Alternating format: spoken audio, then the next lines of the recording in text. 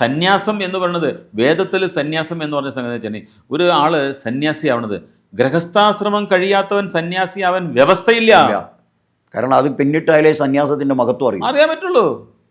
തീർച്ചയായിട്ടും വിവാഹം ചെയ്ത് സന്താനോൽപത്തി ഉണ്ടെന്ന് തെളിയിക്കപ്പെടാത്തതായ ഒരു വ്യക്തി തന്ത്രം സ്വീകരിക്കാൻ പാടില്ല. തന്ത്ര സമുച്ചയത്തിലുണ്ടല്ലോ ഉണ്ട്. അതായത് ശിലയുടെ ഉടമസ്ഥനായ ശില്പി, ആ ശിലയ്ക്ക് ജീവനില്ല. ആ ശില്പി ഉണ്ടായ ശിലയ്ക്ക് ജീവൻ നൽകണമെങ്കിൽ സന്താനോൽപത്തി ഉണ്ടെന്ന് തെളിയിക്കപ്പെട്ടതായ ഒരു തന്ത്രി ജീവകലശം കൊടുക്കണം. അവിടെ ജീവകലശം കൊടുക്കണമെന്നുണ്ടെങ്കിൽ ജീവവായുവിലൂടെയാണല്ലോ. ആ കൊടുക്കണതായ സമ്പ്രദായം ഇന്നിപ്പോൾ ഞാൻ അടുത്ത കാലത്തൊക്കെ ഇതിൽ കാണുന്നുണ്ട്. ഓരോ സമുദായത്തിന് എന്തോ ബാവാന്ന് അങ്ങനെയൊക്കെ പറഞ്ഞിട്ടുണ്ടെങ്കിൽ പല ആൾക്കാരും സ്വയമായിട്ട് പുള്ളി തന്ത്രിയായിട്ട് പ്രഖ്യാപിച്ചു. ഒരു വിഷയമില്ല അവിടെ, കാരണം അതിന് കോളേജൊന്നുമില്ല പോയി പഠിക്കാനായിട്ട്. അപ്പോൾ സ്വയം പ്രഖ്യാപിത്ത ആൾക്കാരാണ് അവിടെ. അതിൻ്റെ കൊമേഴ്സാണ്. എല്ലാം കച്ചവടവൽക്കരിക്കപ്പെട്ടു.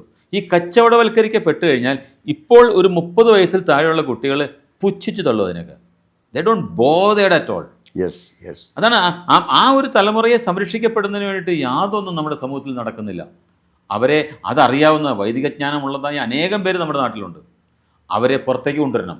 അതിൻ്റെ പശ്ചാത്തലത്തിലാണ് ഇപ്പോൾ ഈ പറഞ്ഞ വില്ലേജ്. ഈ വില്ലേജ് ഞാനിവിടെ നോക്കണമെന്ന് വെച്ചിട്ടുണ്ടെങ്കിൽ ആരോഗ്യമുള്ള ഒരു ജനതയെ കെട്ടിപ്പടുക്കണം. ആരോഗ്യമുള്ള ഒരു ജനതയ്ക്ക് മാത്രമേ നമ്മുടെ രാജ്യത്തിൻ്റെ നിലനിൽപ്പിൻ്റെ ഭാഗമാകാൻ പറ്റുള്ളൂ.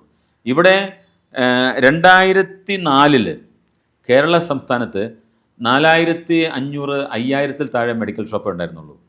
ഇപ്പോൾ അത് 27,000 മെഡിക്കൽ ഷോപ്പുകളായി. ഒന്ന് ആലോചിച്ച് നോക്കണം. 14 ജില്ലയുള്ള കേരളത്തിൽ, 1000-ൽ താഴെ പഞ്ചായത്തുകളുള്ള കേരളത്തിൽ 27,000 മെഡിക്കൽ ഷോപ്പ് ഉണ്ടെങ്കിൽ ഒരു പഞ്ചായത്തിൽ എത്ര മെഡിക്കൽ ഷോപ്പ് വെച്ചിട്ടുണ്ടാവും?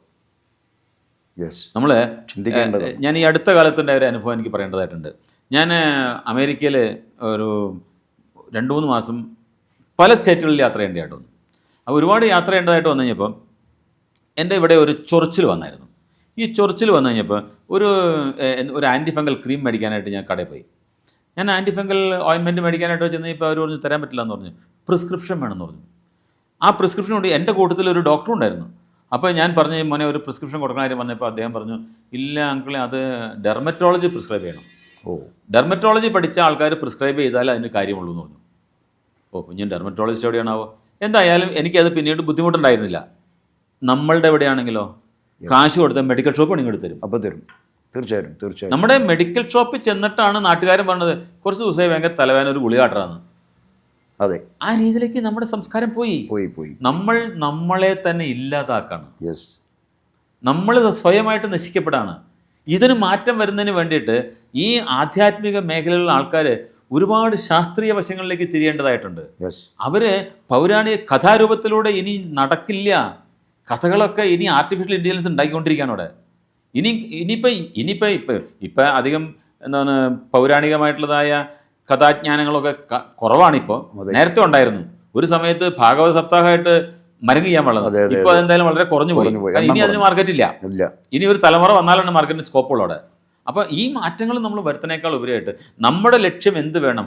ഒരു അടുത്ത തലമുറ ആരോഗ്യമെന്നുള്ളവനായിരിക്കണം. ഇപ്പോൾ ഞങ്ങളുടെ അവിടെ എന്ന് വെച്ചാൽ ആധ്യാത്മികമായ വിഷയങ്ങളിലുള്ളതൊന്നല്ല നമ്മൾ നോക്കുന്നത്. അവിടെ നമ്മൾ നോക്കുന്നത് അതായത് കായികമായ രീതിയിൽ മനുഷ്യൻ്റെ ശരീരത്തിന് എങ്ങനെ മരുന്നുകളുടെ ഉപയോഗമില്ലാത്ത, രോഗാണുക്കൾ മൂലമല്ലാത്തതായ പ്രിവെൻഷനുകൾ അതെങ്ങനെ പരിഹരിക്കപ്പെടാൻ പറ്റും. അതിൽ ഞങ്ങൾ വളരെ അധികം സക്സസ് റേഞ്ചിലേക്ക് ഓടിക്കൊണ്ടിരിക്കുകയാണ്. വളരെ ചെറിയ രീതിയിലേക്കാണെന്ന് മാത്രം. തോമസ് ആൽവ എഡിസന്റെ ഒരു തത്വം കൂടെ അതിൽ പകർത്തി. അതായത് ഇനിയുള്ള ലോകം എന്ന് വെച്ച് കഴിഞ്ഞാൽ ഈ മെഡിസിൻ്റെ പോലെ അല്ലല്ലോ. നോ മെഡിസിൻ എന്നുള്ള കൺസെപ്റ്റ് വരുന്നത്. മെഡിക്കേഷൻ കൊടുക്കേണ്ട ആവശ്യമില്ല. മെഡിക്കേഷൻ ആവശ്യം വരുന്നില്ല. ആൽവ എഡിസൺ നേരത്തെ പറഞ്ഞിട്ടുള്ളതാണ്. ഫ്യൂച്ചർ ഡോക്ടർ അങ്ങനെ തന്നെ പറ്റത്തുള്ളൂ. ആ ഒരു ലോകമാണ് നമ്മൾ ഇനി ഭാഗമാകേണ്ടതെന്നാണ് എൻ്റെ ഒരു തോന്നൽ. ഞാൻ എൻ്റെ തോന്നലിനെ സംബന്ധിച്ചുള്ള എൻ്റെ തോന്നലുകൊണ്ടൊക്കെ ഇത് 100% സത്യമാണെന്നോ ശരിയാണെന്നോ അർത്ഥമില്ല അവിടെ. പക്ഷേ അതിൽ എന്തെങ്കിലും ശരിയുണ്ടെങ്കിൽ കൂടുതൽ ശരിയിലേക്ക് ഒരു തലമുറയെ നമ്മൾ നയിക്കാൻ സാധിക്കും. ഞാനിപ്പോൾ സൈക്യാട്രി സംബന്ധമായ ഇഷ്യൂസിനൊക്കെ ഞങ്ങളുടെ നല്ല ട്രീറ്റ്മെൻറ്റുകളാണ്. പെൺകുട്ടികൾക്ക് ഉള്ളതായ പീരിയഡ് സംബന്ധമായ കാര്യത്തിന് എന്തുമാത്രം ത്യാഗങ്ങളെ കുട്ടികൾ സഹിക്കുന്നത്. ഞാൻ എനിക്കറിയാവുന്നതായ ഒരു പള്ളിയിൽ അച്ഛൻ എന്നോട് പറയാണ്, ഒരു പള്ളി പ്രസിദ്ധമായ ഒരു പള്ളിയാണ്.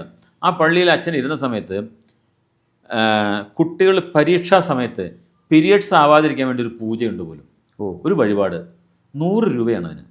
ഈ 100 രൂപയ്ക്ക് ഈ പരീക്ഷയുടെ ആ സമയത്ത് എന്തുമാത്രം മാതാക്കളാണ് അവിടെ കൂടെ 100 രൂപയുടെ പരിപാടിയാണെന്ന് അറിയാമോ? കുട്ടികൾ പീരിയഡ്സ് ആവാണ്ടിരിക്കാനായിട്ട്. കാരണം പീരിയഡ്സ് ആയി കഴിഞ്ഞ് കഴിഞ്ഞാൽ ചില പരീക്ഷിക്കാൻ പറ്റില്ല. അതെ, ഈ ലോകത്തിൻ്റെ ശാസ്ത്രഗതി എന്താണെന്ന് ആലോചിച്ച് നോക്കി. ആ രീതിയിലേക്ക് നമ്മൾ അന്ധവിശ്വാസത്തെ വളർത്തി അതെ അതെ അതെ അതെ ശാസ്ത്രം അന്ധവിശ്വാസത്തെ കൂട്ടുപിടിക്കുകയാണ്. അവിടെ ശാസ്ത്രത്തിന് ആ രീതിയിലേക്ക് കൂട്ടുപിടിക്കുകയാണ്. അത് തെറ്റാണത്. അത് നമ്മൾ തീർച്ചയായിട്ടും സമൂഹത്തിൽ ഏത് വിധത്തിലും ഇപ്പം നമ്മളെ കേൾക്കുന്നതായ ഒരാളെങ്കിലും അതെ അതിൻ്റെ മുൻകൈ എടുക്കണം.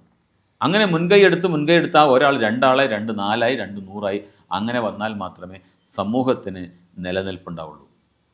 നമ്മൾ എന്ത് കാര്യത്തിനും നമ്മളെപ്പോഴും അന്യനെ കോപ്പി ചെയ്യുന്ന രീതിയാണ്. അതല്ല വേണ്ടത്. നമ്മളിലുണ്ട് ഈ കോപ്പി. യെസ്, നമ്മളങ്ങ് ഡെവലപ്പ് ചെയ്താൽ മതി.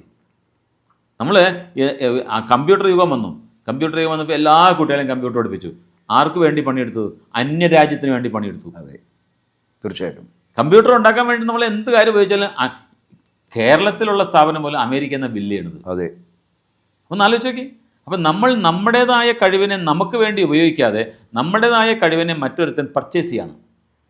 അപ്പോൾ എന്ത് പറ്റി? അവൻ പറഞ്ഞു ഇനി നിങ്ങളെ ആവശ്യം ഞങ്ങൾക്കില്ല എന്ന് പറഞ്ഞു. ലക്ഷക്കണക്കിന് ആൾക്കാർ തൊഴിൽ തിരിച്ചോളൂ. അതെ അതെ അതെ അവർക്ക് ഉപയോഗമുള്ളപ്പോഴേ ഉപയോഗിച്ചുള്ളൂ. എന്നാൽ അതിൻ്റെ 1% അവൻ നമ്മുടെ നാട്ടിൽ ചെയ്തിരുന്നു എങ്കിൽ അവൻ ഇങ്ങോട്ട് തിരിച്ചു വരാൻ ബുദ്ധിമുട്ട് വരില്ലായിരുന്നു. കാരണം ഇവിടെ അടിത്തറയുണ്ട്. ഉണ്ടായിരുന്നു. നമ്മൾ പോകുമ്പോൾ 10 തെങ്ങ് വെച്ചിട്ടാണ് പോയെന്നുണ്ടെങ്കിൽ തിരിച്ചു വരുമ്പോൾ തേങ്ങ ഇടാമായിരുന്നു. അതെ, പക്ഷേ ആ ഭൂമി കാട് പിടിച്ചെടുക്കാണ് ഇപ്പോൾ. വീണ്ടും കുത്തിക്കളച്ചുണ്ടാക്കണം. അതിൻ്റെ ശ്രമത്തിലാണ്. അതാണ് നമ്മൾ ചെയ്യേണ്ടത്. ആ ഒരു രീതിയിലേക്കുള്ള അവസരം കൊടുക്കുക. അപ്പോൾ ഒരു തലമുറയ്ക്ക് ഗുണമുണ്ടാകണം എന്നുള്ള നിലവാരത്തിലേക്കാണ് ഞങ്ങളിപ്പോൾ പ്രവർത്തിച്ചുകൊണ്ടിരിക്കുന്നത്.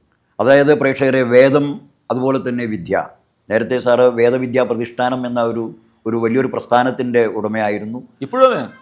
ആ ഉടമസ്ഥത നിലനിർത്തിക്കൊണ്ട് തന്നെയാണ് ഇന്ന് ഇപ്പോൾ ജീവനും ജീവിതത്തിനും സംരക്ഷണം നൽകുക, രോഗപ്രതിരോധ ശേഷി വർദ്ധിപ്പിച്ച് ആരോഗ്യമുള്ളൊരു സമൂഹത്തെ വാർത്തെടുക്കുക, വ്യക്തി കുടുംബ സമൂഹ രാഷ്ട്രങ്ങളുടെ നിരന്തരമായ സമ്പൂർണ്ണമായ ക്ഷേമവും ഐശ്വര്യവും നന്മയും നിലനിർത്തുന്ന ഒരു ഭാവി കാലത്തെ സ്വപ്നം കാണുക, അത് യാഥാർത്ഥ്യമാക്കാൻ വരും തലമുറയ്ക്ക് ഊർജം പകരുക. ഈ ഒരു ഉദാത്തമായ സന്ദേശമാണ് രഘുനാഥത്തിലൂടെ നമ്മൾ കേട്ടത്. ഈ ഒരു അറിവ് അല്ലെങ്കിൽ ഈ ഒരു പ്രചോദനം നമുക്ക് നാളത്തെ തലമുറയ്ക്ക് കൊടുക്കാൻ കഴിയാവുന്നൊരു സന്ദേശമായി സ്വീകരിക്കണം എന്ന് മാത്രമേ ഞങ്ങൾക്ക് അഭ്യർത്ഥിക്കാനുള്ളൂ. നമസ്കാരം.